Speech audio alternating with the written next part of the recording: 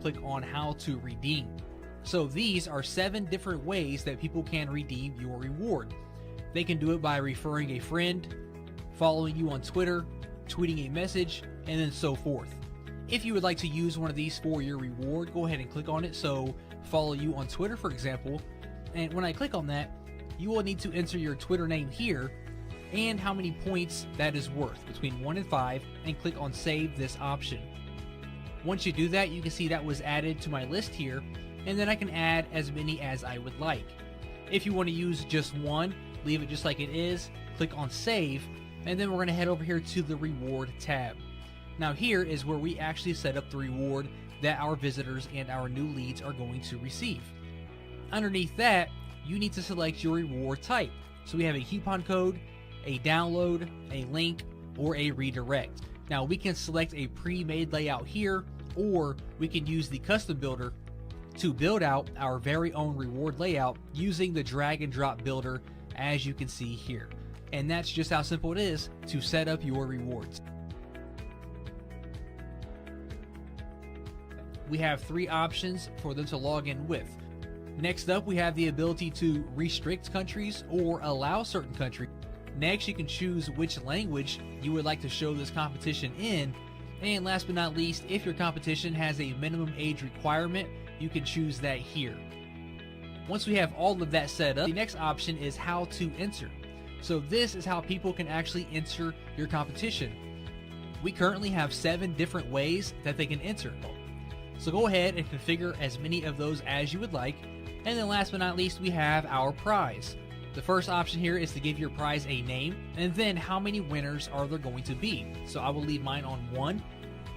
And then last but not least, we can select a prize layout. We have a bunch of different layouts for you to choose from. Or if you really want to, you can use the custom builder here, where you can just drag and drop and build how you would like your prize layout to look like. So I'm going to close out of that and just select one of the layouts that we already have featured here. So I can say a feature image only, and then I can upload my image. If I were to select a YouTube video only, then I can enter my YouTube video here and so forth. Once I have all of that configured, I will just click on save, and my competition will be set up and ready to go. And the first option that we have here is to customize our little home screen that we have. So you can see right now we have this default headline. We can come in here, we can double click and change it.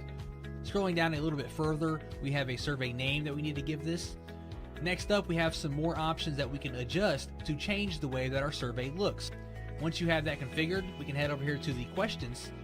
And this here is where we are going to configure the questions for our surveys. So if I wanted to do a text response, I can just click this plus symbol here. That's going to add it to the top. And now for my question, I can just click inside that box there. So now we have our question. For our first answer, all we do is click inside that box and we can insert the answer here. So I can say yes. Now I can click on this plus symbol to add another answer. Click inside that box and we can change that answer as well. So I will say no. And let's add one more answer. Hit the plus symbol, click inside the box to change the text. And then down here I can say no opinion for examples.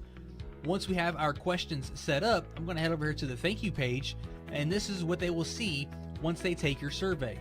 Now, same thing as our setup page that we created, we can change the text here and make it say whatever we want it to say. Scrolling down a little bit further, we have some giveaway settings if you would like to give something away. So we can give away nothing, we can redirect them to a URL, we can give them a file, or we can give them a video. So I'm going to leave mine on none. We're going to scroll back up here to the top and click on the follow-up. Now this here is what they will see after they complete the survey, and this here is where we can ask for the lead. So we can thank them for completing the survey and then ask them for their name or their email. And once you have it all configured, we can click on save, and then I'm going to click on finished. We have my headline that I created. We click on start survey. We have our first question. Do you think this software is awesome? Click on yes, click on next, and then that's it. They thank us for visiting, and then they ask for the lead, the name and the email. And click on share. We have our sharing URL, and we can overlay this on a website.